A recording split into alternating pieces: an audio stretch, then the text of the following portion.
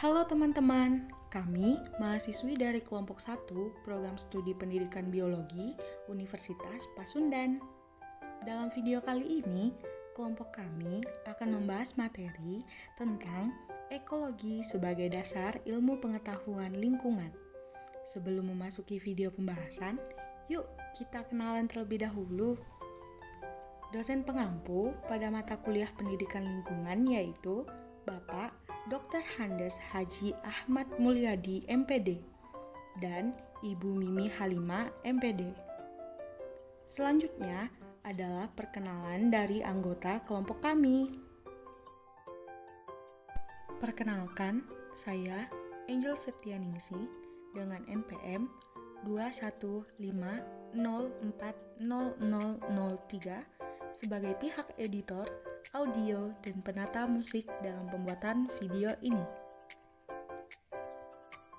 Hai, perkenalkan, nama saya Laras Fitria Diana dengan NPM 215040012.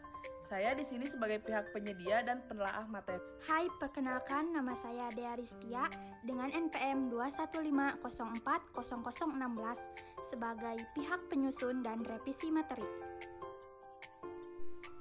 Sekian perkenalan dari anggota kami.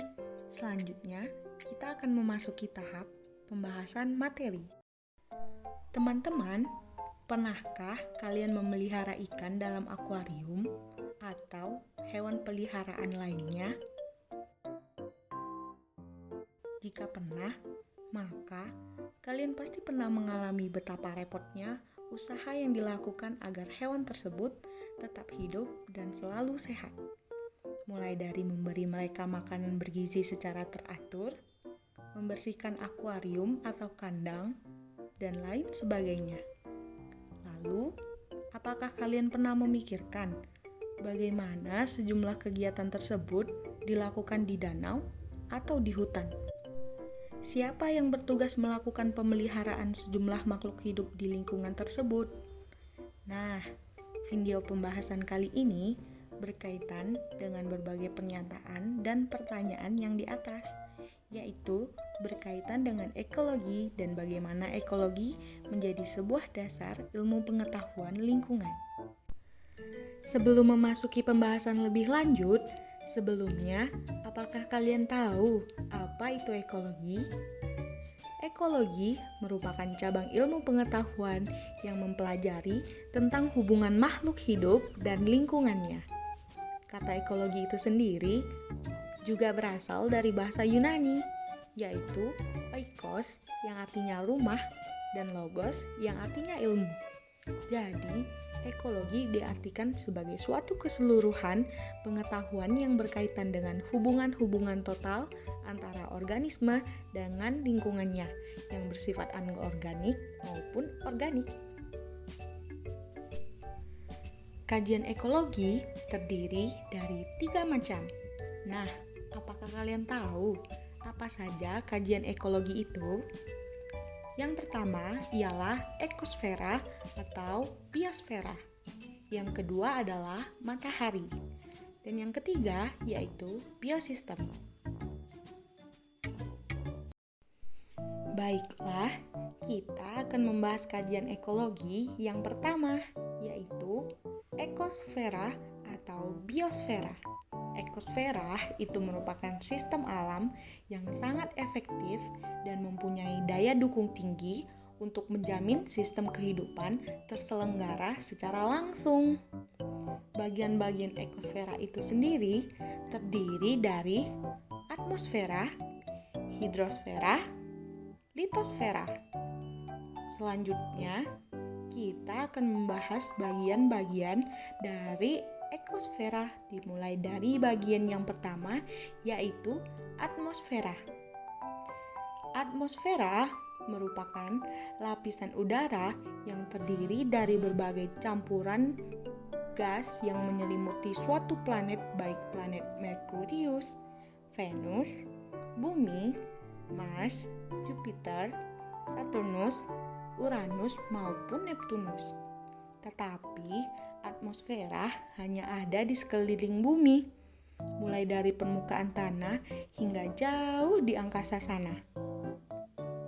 Adapun manfaat atau fungsi dari lapisan atmosfera bumi antara lain melindungi bumi dari benda-benda angkasa yang jatuh ke bumi karena terkena gaya gravitasi bumi. Melindungi bumi dari radiasi ultraviolet yang berbahaya bagi kehidupan makhluk hidup dengan lapisan ozon. Mengandung gas-gas yang dibutuhkan manusia, hewan, dan tumbuhan seperti oksigen, nitrogen, karbon dioksida, dan lain sebagainya. Media cuaca yang mempengaruhi awan, angin, salju, hujan, badai, topan, dan lain-lain. Lalu, bagian kedua dari ekosfera yaitu hidrosfera. Hidrosfera atau air merupakan pelapisan yang berbentuk air di muka bumi, seperti lautan, air tanah, salju, dan es yang menutupi kulit bumi. Wilayah perairan yang mengelilingi bumi, hidrosfera meliputi samudra, laut, sungai, danau, air tanah, mata air, hujan, dan air yang berada di atmosfera. Sekitar 3/4 dari permukaan bumi ditutupi oleh air. Dan bagian yang ketiga dari ekosfera yaitu litosfera. Litosfera merupakan lapisan tanah dan batuan dari kerak bumi yang membentuk lapisan-lapisan pembentuk mantel di bawah kerak bumi dan magma.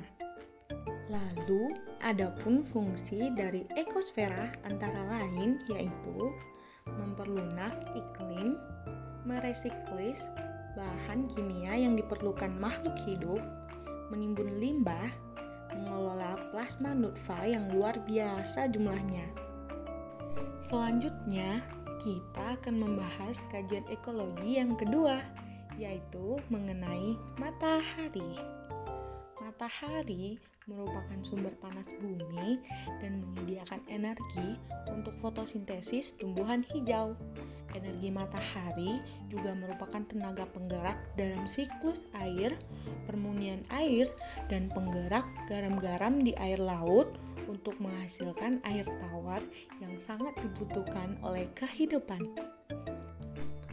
Energi matahari terpancar dalam berbagai panjang gelombang elektromagnetik, dari yang berenergi tinggi atau sinar kosmis sampai yang berenergi rendah atau gelombang radio. Di antara gelombang-gelombang yang terpancar tersebut, banyak yang berbahaya bagi kehidupan. Tetapi karena adanya lapisan ozon dan uap air, maka gelombang tersebut dapat tersaring, sehingga sistem kehidupan dapat terbentuk sampai sekarang. Mengenai ozon, apakah kalian tahu apa itu ozon? Ozon adalah lapisan yang terdapat di atmosfer yang dapat meredam sinar kosmis yang sangat berbahaya, sehingga sinar kosmis dapat sampai ke bumi dan tidak berbahaya bagi makhluk hidup. Dan yang ketiga yaitu biosistem. Biosistem adalah sistem yang terdiri dari komponen makhluk-makhluk hidup. Biosistem itu sendiri memiliki sifat antara lain, yang pertama merupakan sistem terbuka, dan yang kedua membutuhkan makanan dan bahan bakar untuk memperbarui energi dan materi yang habis dipakai. Yang ketiga mengandung sejumlah subsistem, dan yang keempat mempunyai hubungan simbiotik, parasitik, atau komensalistik. Dan yang terakhir yaitu terdapat dalam lingkungan tertentu. Berbicara biosistem, tentunya tidak akan jauh dari kata individu, populasi, komunitas, dan ekosistem. Untuk pembahasan lebih lanjut, terlebih dahulu kita akan membahas satu persatu dimulai dari yang pertama, yaitu individu. Individu adalah organisme tunggal, organisme yang hidupnya berdiri sendiri secara fisiologi, ia bersifat bebas dan tidak mempunyai hubungan organik dengan sesamanya. Dan yang kedua adalah populasi. Populasi adalah sekelompok makhluk hidup dengan spesies sama dalam kurun waktu yang sama pula. Ciri utama populasi yaitu satu jenis yang memiliki persamaan, sifat, morfologi, dan anatomi maupun fisiologis. Dapat mengadakan hibridisasi secara acak dan menurunkan keturunan yang fertil. Hidup di suatu daerah tertentu. Besaran populasi selalu berubah sesuai dengan waktu dan ruang. Dinamika populasi erat hubungannya dengan kondisi lingkungan dan sumber daya alamnya. Faktor yang menentukan populasi. Jumlah yang sesuai bagi populasi untuk hidup dengan kondisi yang ideal. Yang kedua yaitu gabungan berbagai efek kondisi faktor lingkungan yang kurang ideal yang membatasi pertumbuhan. Faktor yang membatasi populasi. Ketersediaan jumlah makanan yang rendah, pemangsa, persaingan dengan makhluk hidup sesama spesies atau spesies lainnya, iklim, dan berbagai penyakit. Lalu, ada faktor yang merubah populasi, yaitu oleh peristiwa-peristiwa alam munculnya penyakit-penyakit baru. Yang ketiga, yaitu komunitas. Komunitas adalah kumpulan populasi, tumbuhan, dan tanaman yang hidup bersama di dalam suatu lingkungan. Dalam komunitas juga terdapat istilah biome. Biome adalah komunitas tumbuh-tumbuhan dan binatang yang mencakup wilayah yang sangat luas. Yang keempat, ada ekosistem. Ekosistem adalah level paling kompleks dari sebuah organisasi alam.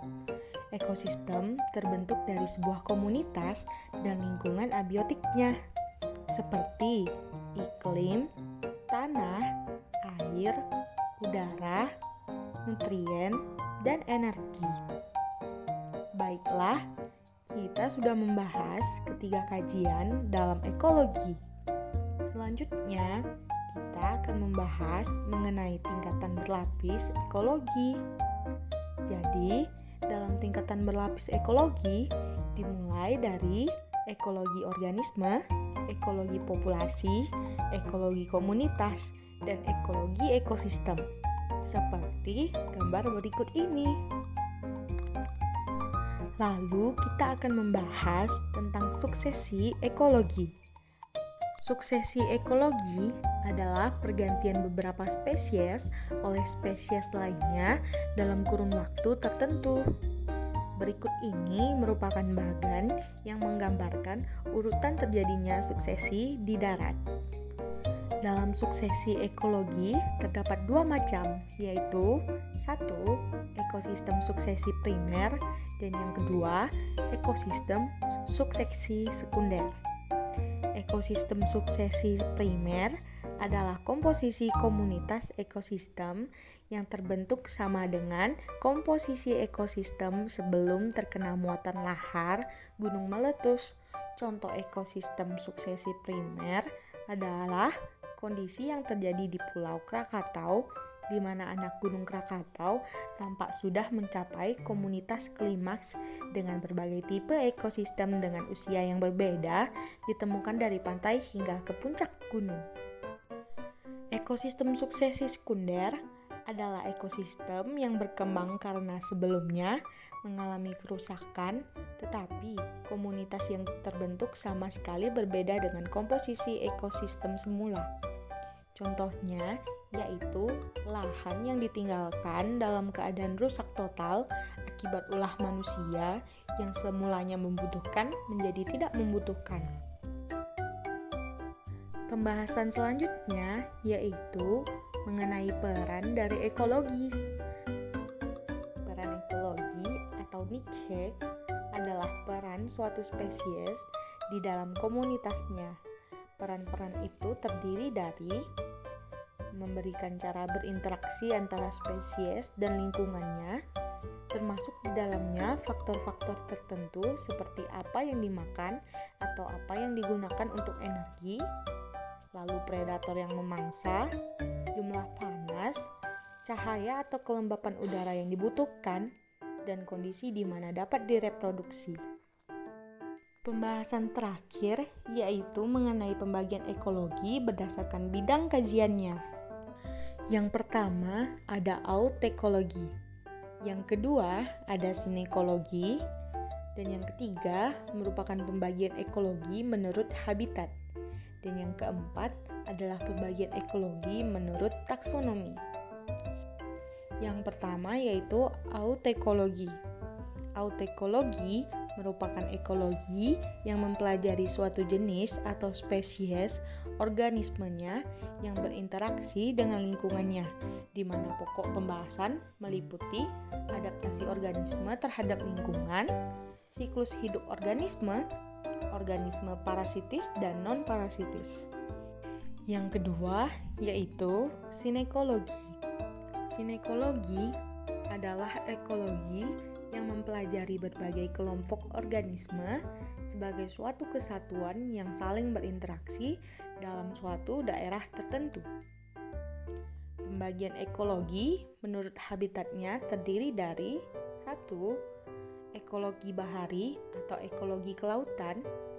Yang kedua, ekologi perairan tawar. Yang ketiga, ekologi terestrial atau ekologi darat. Yang keempat, ekologi estuaria atau ekologi muara sungai, dan yang kelima, ekologi padang rumput.